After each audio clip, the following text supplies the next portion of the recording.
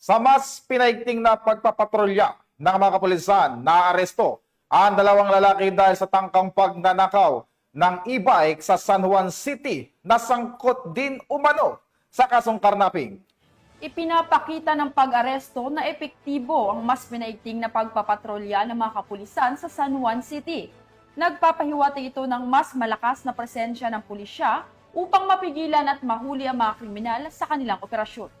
Alamin ang buong detalye ng balita mula kay Patrol Woman Jenny May Dolor.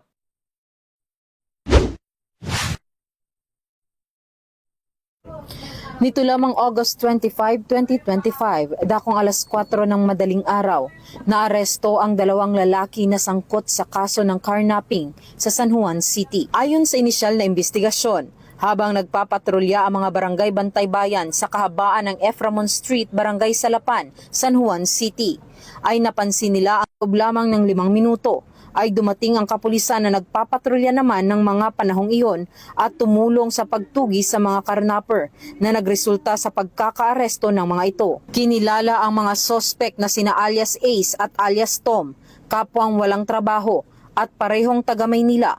Nakuha sa kanila ang tinangay na pulang NWOW e-bike. Nais ko pong magpasalamat sa PCP5 sa agarang aksyon sa pagresponde ng mga kapulisan natin sa pagnanakaw sa may Eframon Street, Barangay Salapan.